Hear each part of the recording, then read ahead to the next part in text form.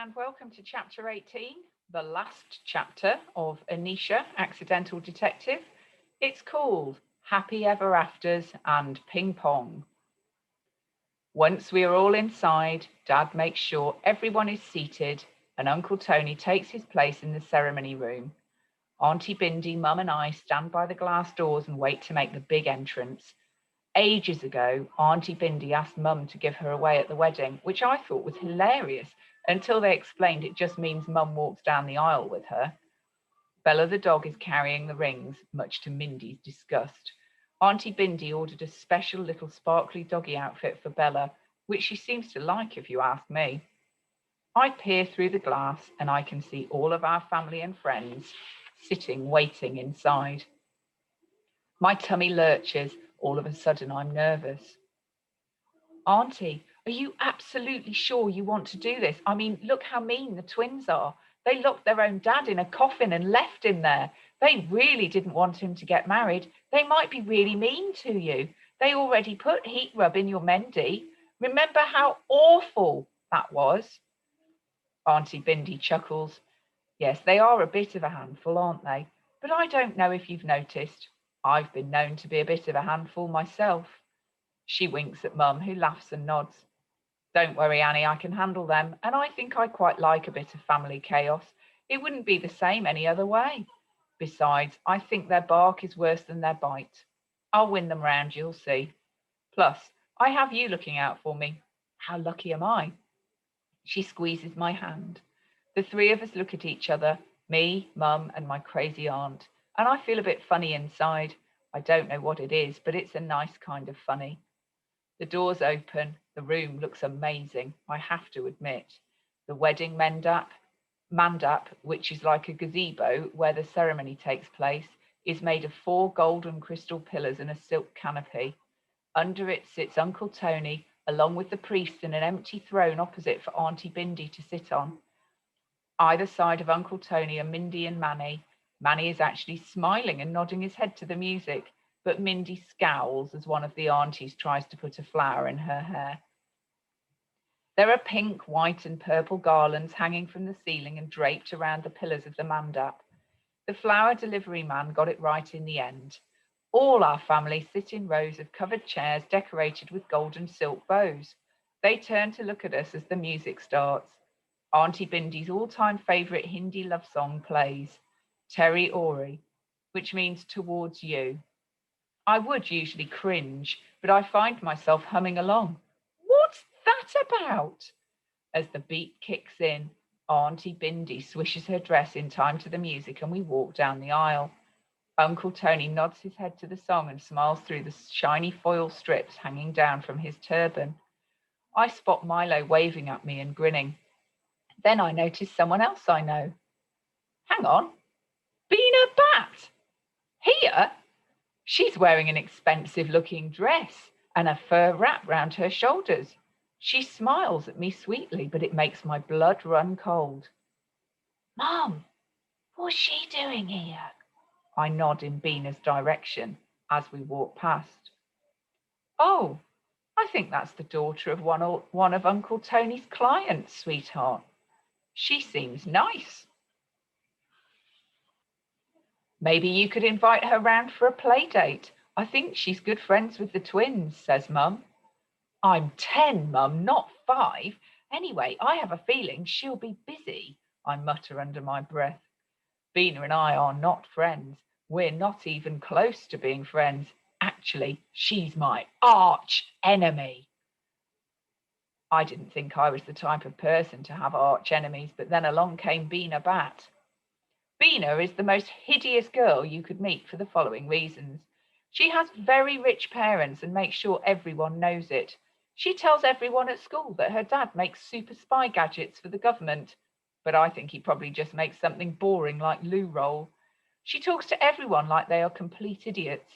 Although she herself is very clever, she is also extremely lazy, which is the reason we became arch enemies. It all started when she cornered Milo and me in the playground one day and went on and on about letting her use our homework for presentation day in history class because she was too lazy to do it herself. Anyway, she wouldn't shut up, and I just wanted to leave.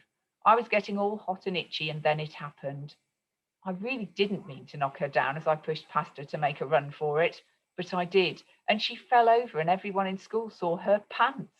It wasn't my fault that it happened. It was an accident. I pushed the memory out of my mind. Now is not the time to be thinking about awful Beena Bat.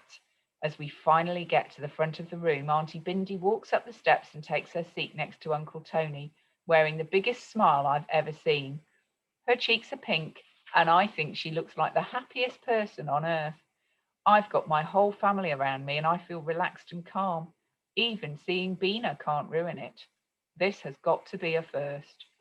The priest says a lot of words in Hindi that I don't really understand, then in Gujarati, English and Punjabi, so everyone gets it. Everybody is smiling and they throw flower petals and rice on the bride and groom and everyone cheers. Auntie Bindi looks like she might explode with joy. I hear people telling each other how beautiful she looks and how sparkly her dress is, and it makes me feel proud that she's my auntie. There's a bit of a scary moment when the bride and groom are supposed to walk around a holy fire because the flames keep getting higher and higher. Luckily, Auntie Suki is on hand with the fire extinguisher and a crisis is avoided.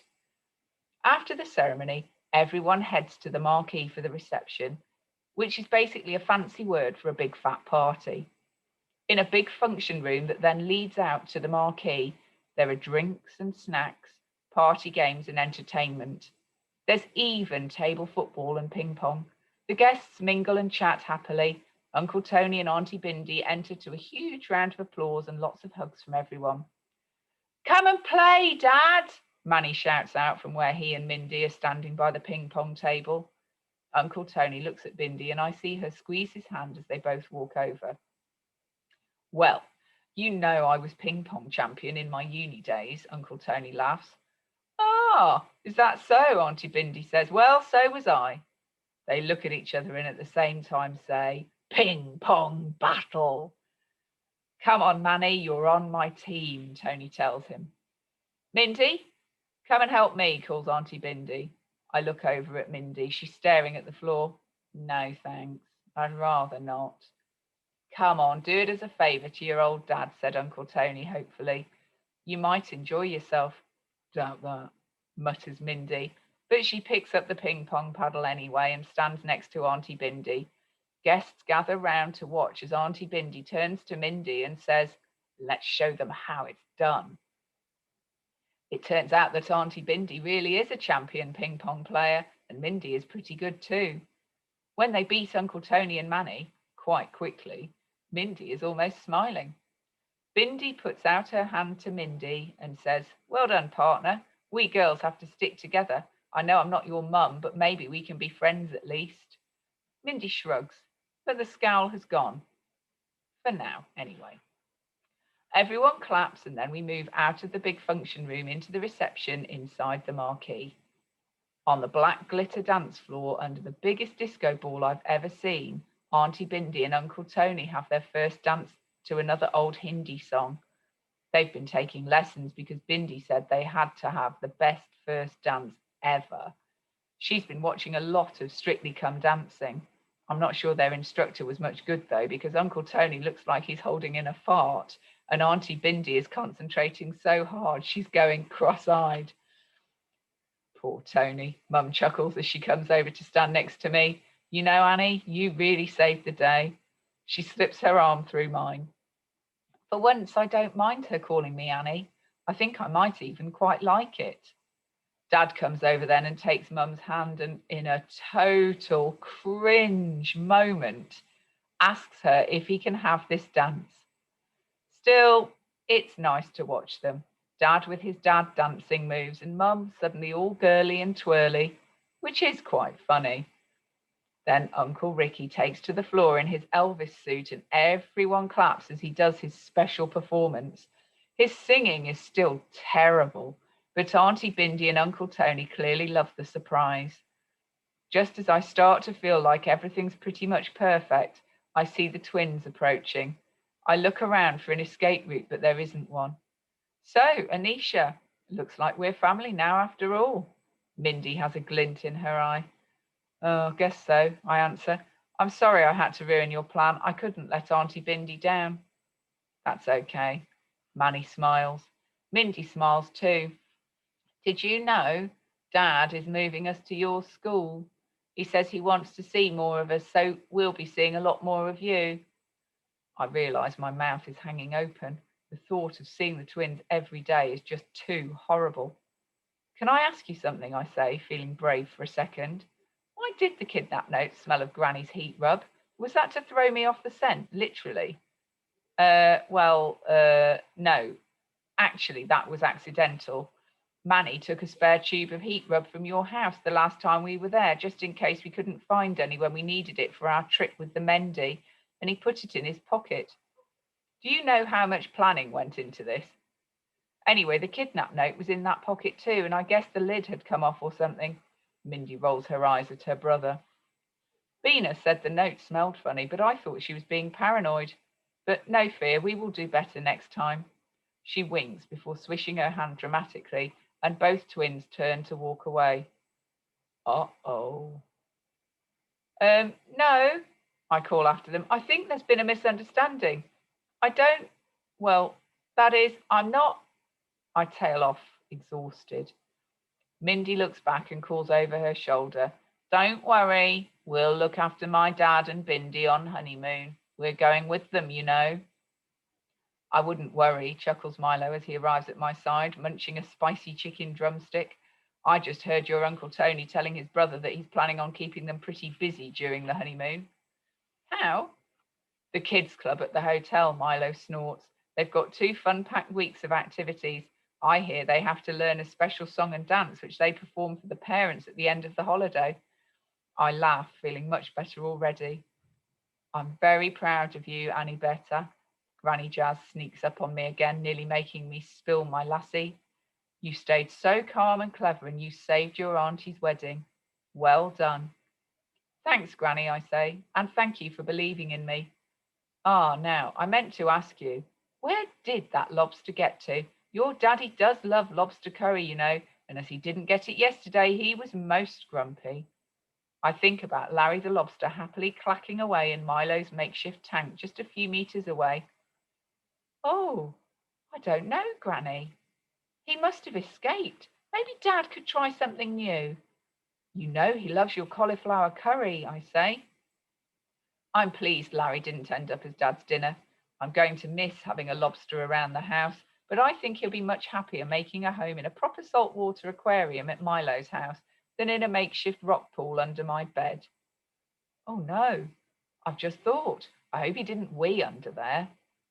Anyway, Milo spent ages researching how to set up the tank properly, and he ran to the pet shop first thing this morning in his best suit to get seawater salt and a bag of sand for Larry.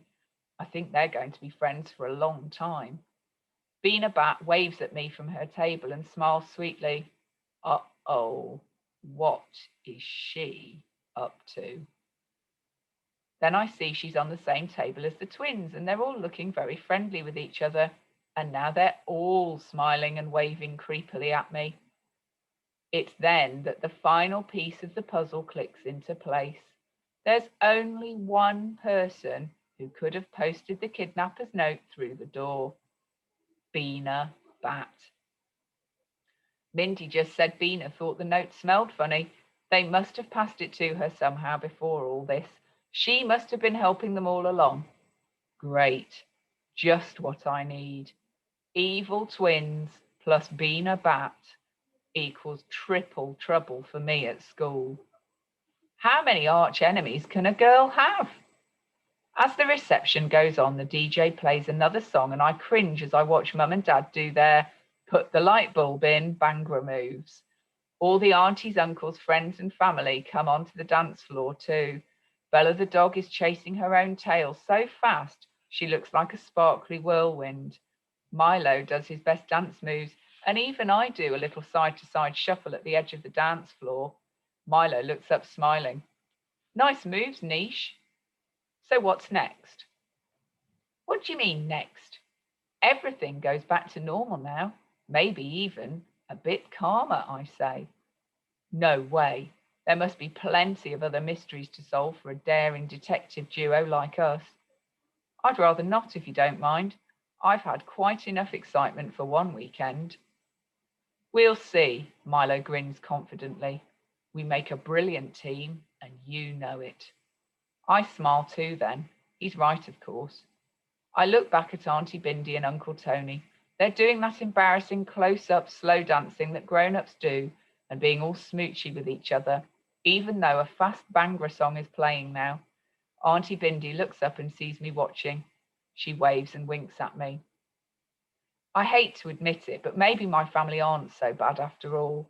And maybe, now the wedding's finally happened, I'll get some time to finish my book in peace. Things can finally be normal, can't they? My family times probability of trouble on a daily basis equals chaos.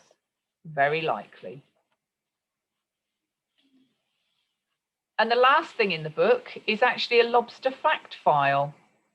So the name of the animal is a lobster. Its scientific name is Nephropidae. And then there are 6 facts about lobsters. Number 1, lobsters have 10 legs. Because of this, they are called decapods. Number 2, lobsters are omnivores, which means they eat anything they can get their claws into, but they mainly like fish, worms, and plants, not samosas or pakoras. Number 3, lobsters' teeth are actually in their stomachs, and they don't just have one stomach, they have 2. Number 4, some lobsters can live for up to 100 years if they don't get caught and cooked, although a lobster was once recorded as being 140 years old. Imagine that. Number 5, a lobster can live out of water for up to 2 days if kept moist and cool. Number 6, lobsters wee out of their faces. You have been warned. Milo asked me to include this here because, as you know, he is a great lover of animals and he doesn't want you to think the lobster isn't being taken care of. Milo has been putting together an animal fact file for a while now, and luckily he has a page on lobsters. If you ever find a lobster on the loose in your house, now you can take good care of it too.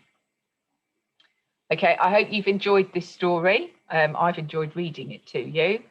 And there will be another new one next week.